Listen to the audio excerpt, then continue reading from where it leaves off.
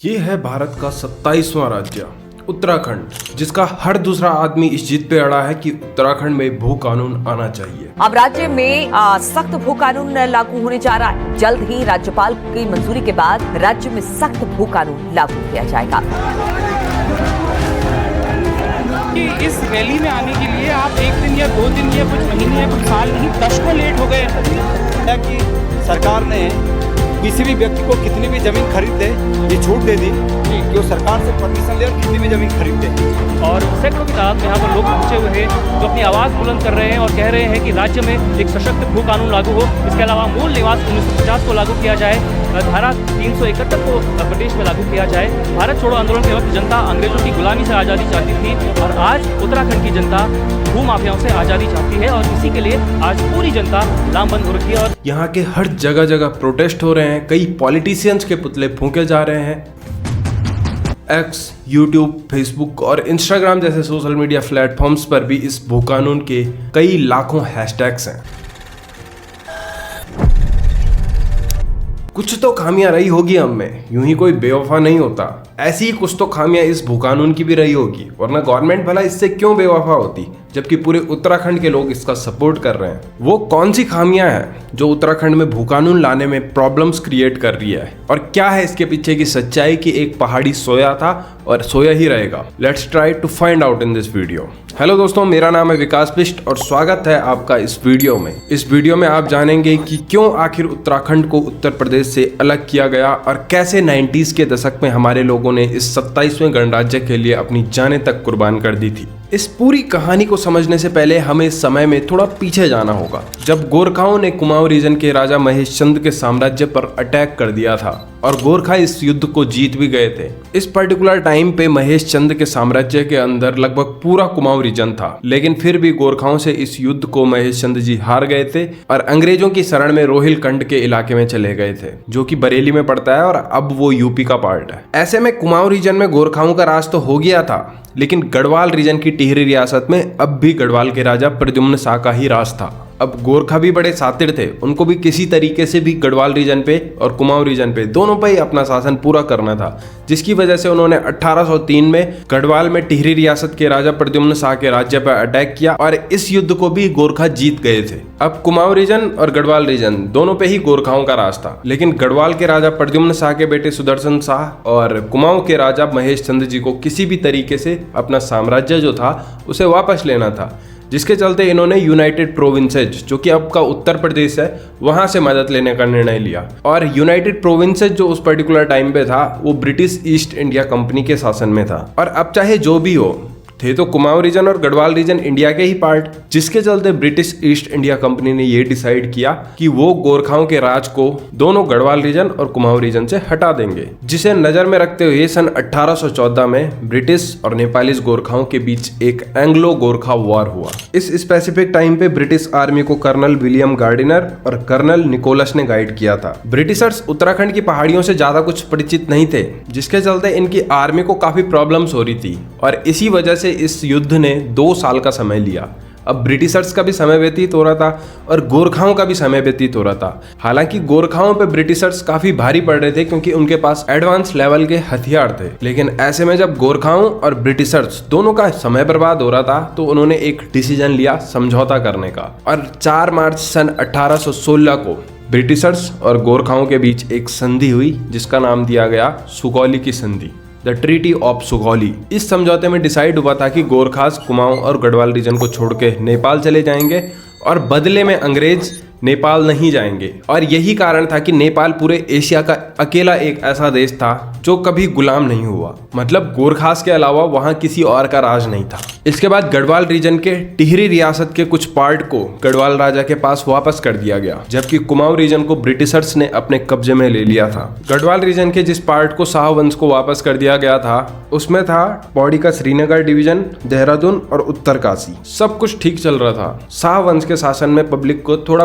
पहले से ज्यादा राहत मिल रही थी, क्योंकि गोरखाओं से टिहरी रियासत के राजा थोड़ा कम क्रूर और तानाशाह थे। अब कुमाऊं रीजन भले ही ब्रिटिशर्स के अधीन था, लेकिन वहाँ डेमोक्रेसी थी, जिसके चलते कुमाऊं रीजन के जो लोग थे वो गढ़वाल की तुलना में ज्यादा डेवलप्ड हो रहे थे। क्योंकि चाहे भले ही गढ़वाल के राजा कम क्रूर थे, लेकिन वो ब्रिटिशर्स से थोड़ा ज्यादा क्रूर और तानाशाह थे। अब समय बीता और आ गया था 1890s का दशक। इस दशक तक शाह वंश गढ़वाल रीजन पे राज कर रहा था। इस पर्टिकुलर टाइम पे जो भी लोग राजा के खिलाफ जाते थे उन्हें राजद्रोही मान लिया जाता था और उन्हें सजा दी जाती थी। इसी दशक में स्वामी विवेकानंद का मोटिवेशन भी भारतीय युवाओं के अंदर जाग रहा था। वो मोटिवेट कर रहे थे भारतीय युवाओं को कि वो अपने अधिकारों के लिए लड़ना सीखे, और ऐसा हुआ भी। भारत के यूथ ने ही कई बार प्रोटेस्ट करना शुरू कर दिया था अंग्रेजों के खिलाफ, जिसके चलते 1897 में स्वामी विवेकानंद ने अल्मोड़ा इंटर कॉलेज में कुमाऊं रीजन के यूथ को एक बार फिर मोटिवेट किया था। अब कुमाऊं रीजन में तो स्वामी विवेकानंद और बड़े बड़े जो भी देशभक्त थे उनकी बातें पहुंच पा रही थी, लेकिन गढ़वाल के उस टाइम के राजा कीर्ति शाह की डिक्टेटरशिप की वजह से गढ़वाल रीजन के यूथ में उनकी बातें नहीं पहुंच पा रही थी, जिसके चलते सबसे पहले 1897 में हमारे पूर्वजों के मन में ये बात आई थी कि कुमाऊं रीजन और गढ़वाल रीजन को सेपरेट एक डेमोक्रेसी का पार्ट होना चाहिए, जो कि यूनाइटेड प्रोविंसेस से थोड़ा अलग हो। लेकिन उस पर्टिकुलर टाइम पे ना ही कोई ऐसा लीडर था जो अपने हाथ में लीडरशिप ले सके, और ना ही कोई ऐसा आदमी था जो अंग्रेजों और तानाशाही के खिलाफ आवाज उठा सके। और उस पर्टिकुलर टाइम पे कुमाऊं रीजन और गढ़वाल रीजन की पब्लिक भी ऐसी ही थी, जिसको बाकी किसी चीज से कोई फर्क नहीं पड़ता। उनको बस इस चीज से फर्क पड़ता है कि उनकी जिंदगी कैसी चल रही है।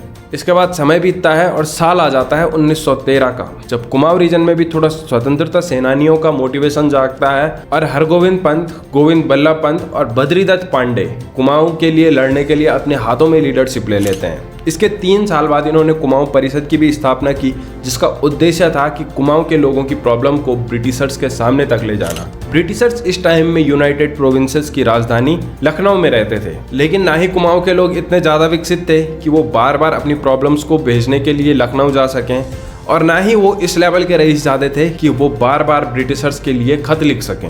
ऐसे में कुमाऊं परिषद ने ब्रिटिशर्स के पास डिमांड रखी कि वो अपना एक हेडक्वार्टर या मिनी कैपिटल, अपना समर कैपिटल नैनीताल में बनाए, और ऐसा हुआ भी। ब्रिटिशर्स समर कैपिटल नैनीताल में बैठने लगे और यहाँ बैठकर वो कुमाऊं परिषद की प्रॉब्लम को सॉल्व किया करते थे। एक तरफ कुमाऊं ने अपने हक के लिए लड़ना स्टार्ट कर दिया था, और दूसरी तरफ गढ़वाल रीजन के जितने भी लोग थे वो तानाशाही को झेलते हुए आ रहे थे। समय बीता और आ गया था 1938 का साल, जब 22 साल के एक गढ़वाली जवान लौंडे ने अपने हाथ में गढ़वाल की सेवा के लिए लीडरशिप ले ली थी। और ये आदमी कोई और नहीं, ये वही आदमी थे जिनकी कहानियां आपने जरूर अपने बचपन में सुनी होगी, जिन्होंने 84 दिन की भूख हड़ताल की और अपने वतन के लिए लड़ते लड़ते अपनी जान दे दी। इस टाइम पे ब्रिटिशर्स के खिलाफ भी जगह जगह इंडिया में प्रोटेस्ट चल रहे थे, और इसी टाइम पे टिहरी रियासत के तानाशाह राजा नरेंद्र शाह थे। ब्रिटिशर्स ने भले ही इंडियंस को अपने गुलाम बना रखा था, लेकिन वो ऐसा भी नहीं था कि कोई जुल्म ढा रहे थे, बिना वजह किसी को मार रहे थे। वो बस अपने लेवल पे इंडियंस को आते हुए नहीं देखना चाह रहे थे। बट टिहरी रियासत के राजा बिल्कुल तानाशाह थे। उनके खिलाफ अगर कोई भी जाता था तो वो उसे मौत की नींद सुला देते थे। एक तरफ पूरे देश भर में अंग्रेजों के खिलाफ प्रोटेस्ट चल रहे थे, आंदोलन चल रहे थे, और दूसरी तरफ टिहरी रियासत की जो भी जनता थी वो एकदम ठंडी पड़ी थी। वो किसी के खिलाफ कोई एक्शन नहीं ले रहे थे। बट ऐसे कुछ लोग होते हैं ना जो एकदम क्रांतिकारी माइंडसेट के होते हैं। उन्हीं में से एक आदमी थे श्रीदेव सुमन जी। इनके पिताजी भी उस टाइम पे टिहरी रियासत में फैले हैजा को रोकते रोकते अपनी जान दे चुके थे। ये भी कहा जाता है कि टिहरी रियासत में जो उस टाइम पे हैजा फैला था उसकी वजह से यहाँ के जो लोग थे वो प्रोटेस्ट में नहीं आ पा रहे थे। इसी टाइम पे श्रीदेव सुमन जी ने ये एनालाइज कर लिया था कि अगर भारत देश अंग्रेजों से आजाद हो भी जाता है तो इसका कोई फायदा नहीं है, क्योंकि अंग्रेजों से बड़ी प्रॉब्लम तो यहाँ टिहरी के राजा हैं जो इतने ज्यादा तानाशाह हैं। जिसकी वजह से श्रीदेव सुमन जी ने गढ़वाल के लिए लड़ना शुरू कर दिया। इसी की वजह से इन्होंने 1938 में गढ़देश सेवा संघ की स्थापना भी की, जिसका नाम बाद में हिमालय सेवा संघ रख दिया गया। इसका उद्देश्य था कि गढ़वाल के जो लोग थे यानी टिहरी रियासत के जो लोग थे उनके पक्ष में बात करना। इसी साल 5 और 6 मई को गढ़देश सेवा संघ और कुमाऊं परिषद ने एक अंग्रेजों के खिलाफ प्रोटेस्ट करने के लिए सभा आयोजित की थी, जिसमें श्रीदेव सुमन जी, हरगोविंद पंत, गोविंद बल्लभ पंत और बद्रीदत्त पांडे जैसे लोग शामिल थे। यहाँ इन दोनों परिषद गढ़देश सेवा संघ और कुमाऊं परिषद ने अपनी अपनी बातें भी रखी थी, जिनमें की काफी ज्यादा सिमिलरिटी उस पर्टिकुलर टाइम में थी, जिसके चलते 1938 में पहली बार ऑफिशियली ये अनाउंस हुआ था कि गढ़वाल रीजन और कुमाऊं रीजन को मिला के एक अलग डेमोक्रेसी का पार्ट कर देना चाहिए, जो कि यूनाइटेड प्रोविंसेस यानी जो आपका उत्तर प्रदेश है उससे बिल्कुल अलग हो। श्रीदेव सुमन जी की इस बात को उस टाइम पे जवाहरलाल नेहरू ने भी सपोर्ट किया था, जिसके चलते 1942 में भारत छोड़ो आंदोलन का भी पार्ट श्रीदेव सुमन जी रहे थे। अब टिहरी रियासत के राजा के खिलाफ भी सुमन जी बोल रहे थे और अंग्रेजों के खिलाफ भी सुमन जी बोल रहे थे, जिसके चलते टिहरी के राजा नरेंद्र शाह और अंग्रेज उस पर्टिकुलर टाइम पे चोर चोर मौसेरे भाई हो गए थे। इसी के कारण 1944 में श्रीदेव सुमन जी को अपने वतन के लिए लड़ने के जुर्म में जेल में भेज दिया गया था, जहां इन्होंने 84 दिन की भूख हड़ताल की और अपनी जान दे दी थी। जरा सोच के देखिए इस बात को, जिस उम्र में हमारी शादियां होती है, हम अपने भविष्य का जीवन जो है उसे प्लान करने की कोशिश करते हैं, उसे सिक्योर करने की कोशिश करते हैं, उसी उम्र में श्रीदेव सुमन जी गढ़वाल के लिए लड़ते लड़ते अपनी जान दे चुके थे। खैर, इसके बाद आता है 1947 का साल, जब अंग्रेज भारत को छोड़ के चले गए थे और भारत देश आजाद हो चुका था। कुमाऊं रीजन में भी अब डेमोक्रेसी आ चुकी थी और टिहरी रियासत के राजा भी उस टाइम पे टिहरी रियासत को छोड़ चुके थे और वो भी इंडियन डेमोक्रेसी का पार्ट बन चुके थे। अब कुमाऊं रीजन और गढ़वाल रीजन का एक डेमोक्रेसी का पार्ट बनना ऑलमोस्ट तय था, यानी इनका एक अलग राज्य बनना ऑलमोस्ट तय था। लेकिन इस कहानी में एक ट्विस्ट आता है। 26 जनवरी 1950 को भारत में संविधान लागू होता है और कुमाऊं परिषद के संस्थापकों में से एक आदमी गोविंद बल्लभ पंत उत्तर प्रदेश के पहले सीएम बन जाते हैं। अब पहाड़ के लोगों की भी एक मानसिकता हो चुकी थी कि जब अपना ही आदमी सीएम है तो क्या जरूरत है पहाड़ को एक अलग राज्य बनाने की। बट वो कहते हैं ना कि विचार कभी नहीं मरता है, जिसके चलते 1954 में एक बार फिर अलग राज्य की मांग के लिए एक बार डिबेट उठी थी, बट उस टाइम पे इस मांग को ज्यादा हाईलाइट नहीं किया गया। इसके बाद 1960 के बाद कंसिस्टेंटली हर साल में कहीं ना कहीं एक डिबेट छिड़ जाती थी कि पहाड़ को एक अलग राज्य बनना चाहिए, लेकिन किसी के हाथ में ज्यादा कुछ पावर थी नहीं, क्योंकि सेंट्रल में भी कांग्रेस गवर्नमेंट थी और यूपी की गवर्नमेंट भी ऐसा नहीं चाहती थी कि उत्तराखंड का जो एरिया है वो उनसे अलग हो जाए, जिसके चलते उस पर्टिकुलर टाइम पे गवर्नमेंट भी इस मामले को जितना ज्यादा हो सके उतना दबाने की कोशिश कर रही थी। लेकिन जैसा कि मैंने कहा, विचार को कभी मारा नहीं जा सकता है, जिसके चलते 24 जुलाई सन 1979 को यूकेडी यानी उत्तराखंड क्रांति दल की स्थापना की जाती है। और ये एक पॉलिटिकल पार्टी थी जिसका एम था कि उत्तराखंड को किसी भी तरीके से उत्तर प्रदेश से एक अलग पार्ट के रूप में सेपरेट राज्य बनाना, और ऐसा हुआ भी। उत्तराखंड क्रांति दल ने मानो कसम खा रखी थी कि किसी भी तरीके से उत्तराखंड को एक सेपरेट राज्य के रूप में उत्तर प्रदेश से अलग करना, जिसके चलते उन्होंने गवर्नमेंट में कंसिस्टेंटली प्रेशर रखना शुरू कर दिया। बट जैसा कि मैंने कहा, सेंट्रल में ऑलमोस्ट कंसिस्टेंटली कांग्रेस की ही गवर्नमेंट थी, जिसके चलते इमरजेंसी, इंदिरा गांधी और राजीव गांधी की हत्या ने उस टाइम पे इस मामले को ज्यादा हाईलाइट नहीं होने दिया। बट इसके बाद आता है 1991 का साल, जब यूकेडी की इस मांग को 1991 में बीजेपी का भी सपोर्ट मिलता है। और अब जब बीजेपी का सपोर्ट भी यूकेडी को मिलने लग गया था तो पहाड़ के जो लोग थे उन्होंने भी प्रोटेस्ट करना स्टार्ट कर दिया, और फाइनली 1994 तक ये प्रोटेस्ट अपनी पीक पे पहुंच चुके थे,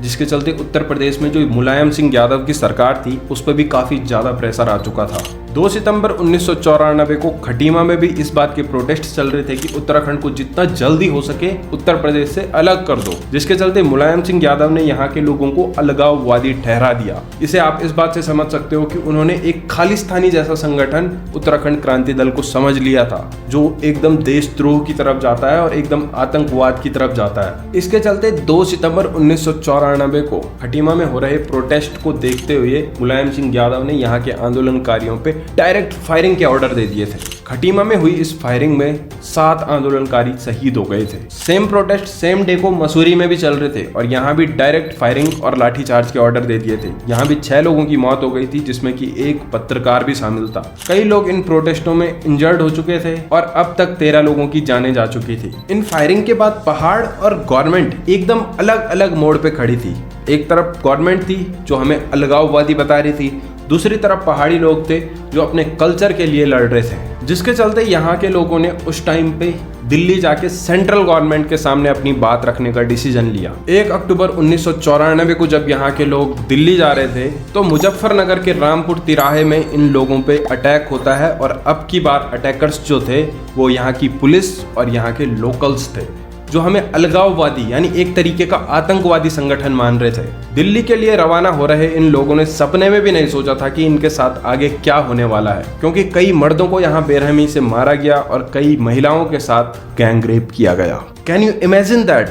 मुलायम सिंह यादव की सरकार में पहाड़ के लोगों के साथ इतनी ज़्यादा तरीके से ज्यादती हुई थी कि सोशल एक्टिविस्ट महिलाओं का तक रेप किया गया था। पहाड़ के लोग एकदम मेंटली टूट चुके थे। उनके पास प्रोटेस्ट करने के अलावा और कुछ पावर नहीं थी, जिसके चलते उन्होंने सिर्फ प्रोटेस्ट करना ही जारी रखा। उनका मन था कि किसी भी तरीके से मुलायम सिंह यादव से इस बात का बदला लिया जाए, उनके पुलिस कर्मियों से इस बात का बदला लिया जाए, लेकिन वो असमर्थ थे। इन प्रोटेस्ट की वजह से सेंट्रल गवर्नमेंट पे भी काफ़ी ज़्यादा प्रेशर आ चुका था कि किसी भी तरीके से पहाड़ को एक अलग राज्य बनाना चाहिए, जिसके चलते 15 अगस्त 1996 को HD देवेगौड़ा जो उस टाइम के प्रधानमंत्री थे, उन्होंने ऑफिशियली ये अनाउंस कर दिया कि पहाड़ी क्षेत्रों को मिला के उत्तरांचल नाम से एक अलग राज्य बनाया जाएगा। ये सेंट्रल गवर्नमेंट का एक ऑफिशियल बयान करार कर दिया गया था, जिसे कि बाद में कानून में भी शामिल कर दिया गया। बट कहीं ना कहीं अभी तक इसमें एक्शन नहीं लिया गया था। लेकिन जब 1998 में अटल बिहारी वाजपेयी की गवर्नमेंट आती है तो ये डायरेक्ट एक्शन लेना स्टार्ट कर देते हैं। इसके भी पूरे 2 साल बाद 27 जुलाई सन 2000 को उत्तर प्रदेश पुनर्गठन कानून 2000 लोकसभा में पेश किया जाता है। 1 अगस्त 2000 को लोकसभा और 10 अगस्त 2000 को राज्यसभा इसको पारित कर देती है, इसे अप्रूव कर देती है। इसके बाद 28 अगस्त सन 2000 को राष्ट्रपति इस कानून पर सिग्नेचर करते हैं और 9 नवंबर सन 2000 को उत्तर प्रदेश से भारत का 27वां गणराज्य उत्तरांचल अलग हो जाता है। कई लोगों को लगता है कि उत्तरांचल को उत्तर प्रदेश से अलग होने की उस टाइम पे क्या जरूरत थी, जबकि ये दोनों तो थे इंडिया के ही पार्ट। बट इसके पीछे का सबसे सही लॉजिक मेरे पास है। दोस्तों, जब आप उत्तर प्रदेश को इमेजिन करते हैं अपने मन में तो आपको क्या दिखता है? मैं आपको बता सकता हूँ, आपको कई देहाती सड़कें, देहाती एरिया, खड़ी बोली के लोग दिख रहे होंगे। लेकिन जब आप उत्तराखंड को इमेजिन करते हैं तो आपको यहाँ क्या दिखता है? दूर पहाड़ों में बसे हुए कुछ गाँव जिनके लोग बिल्कुल शरीफ है, जो अपनी कल्चर और अपनी परंपराओं से ठेठ पहाड़ी हैं, जो लोग अपने घर में आए किसी भी मेहमान को भूखे पेट बाहर नहीं जाने देते हैं। फर्क नहीं पड़ता कि वो किस राज्य का है, किस धर्म का है, किस कास्ट का है, बट यहाँ के लोग अपनी बोली और अपनी भाषा से उनका सत्कार करते हैं। दोनों राज्यों की जियोग्राफी भी एकदम अलग है, दोनों की परंपराएं भी एकदम अलग है, इवन दोनों राज्यों के मौसम भी एकदम अलग है। फिर भी इनको क्या जरूरत है एक ही राज्य के पार्ट होने की? जिसके कारण सबसे अच्छा लॉजिक यही बच जाता है कि उत्तराखंड को उत्तर प्रदेश से अलग किसी भी तरीके से किया जाना चाहिए था। दोस्तों, ये था उत्तराखंड का इतिहास, जिसमें मैंने आपको उत्तराखंड के इतिहास के बारे में पूरी डिटेल्ड इन्फॉर्मेशन दी है। जो भी डिटेल्स मैंने आपको बताई है उन सभी का लिंक मैंने एक एक करके डिस्क्रिप्शन में अटैच कर दिया है, तो आप निश्चिंत होकर वीडियो देखिए। सब कुछ फैक्ट पे आधारित है, मैं अपनी तरफ से कुछ नहीं कह रहा हूँ। अब तक हमने ये जाना कि आखिर क्या है इसके पीछे की सच्चाई, कि एक पहाड़ी सोया था और सोया ही रहेगा, क्योंकि 1897 में सबसे पहले ये आवाज उठी थी कि उत्तराखंड को एक सेपरेट राज्य बनाना चाहिए। हालांकि ये ऑफिशियल नहीं थी, लेकिन हमारे पूर्वजों के मन में ये उसी टाइम पे बात आ गई थी और इस अलग राज्य को बनाने के लिए हमने 103 साल का समय ले लिया है। तो इसका मतलब ये है कि एक पहाड़ी सोया था, बट एक पहाड़ी सोया रहेगा इसके लिए मेरे पास एक और कारण है, और वो है भू कानून। 2022 विधानसभा चुनाव में हर एक पॉलिटिकल पार्टी जो कि उत्तराखंड में चुनाव लड़ रही थी, उन्होंने अपने मैनिफेस्टो में ये लिखा था कि वो हिमाचल प्रदेश जैसा सख्त भू कानून उत्तराखंड में भी लेके आएंगे। Himachal Pradesh tenancy and reforms act 1972 के तहत वहाँ कोई भी अन्य राज्य का आदमी तब तक जमीन नहीं खरीद सकता है जब तक उसे गवर्नमेंट से परमिशन ना मिले।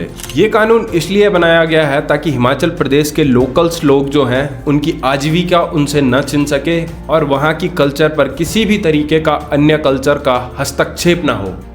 दोस्तों, उत्तराखंड में भी भू कानून को अपडेट किया गया है, जिसके अकॉर्डिंग पहाड़ का आदमी तो जमीन नहीं बेच सकता है, लेकिन गवर्नमेंट बेच सकती है, क्योंकि किसी भी आदमी को जमीन बेचने के लिए भी गवर्नमेंट से परमिशन लेनी पड़ेगी। यहाँ भू कानून तो लागू हुआ है, लेकिन उस भू कानून के अनुसार भी बाहर का कोई भी आदमी 250 मीटर स्क्वायर की जमीन यहाँ खरीद सकता है अगर वो यहाँ रहना चाहता है। अगर सख्त भू कानून उत्तराखंड में आता है तो उत्तराखंड की जमीनों पर भू माफियाओं का जो कब्जा है वो नहीं रहेगा, यहाँ का कल्चर भी सेफ रहेगा और यहाँ के लोगों का आजीविका और सेल्फ एम्प्लॉयमेंट में भी अपॉर्चुनिटीज यहाँ के लोगों को मिलेगी, जिसके चलते पहाड़ के जो लोग हैं उनके लिए शहरों में जमीनें काफी सस्ती हो सकती है। लेकिन अगर भू कानून के इतने सारे फायदे हैं तो क्या कारण है कि गवर्नमेंट इससे बेवफा हो चुकी है?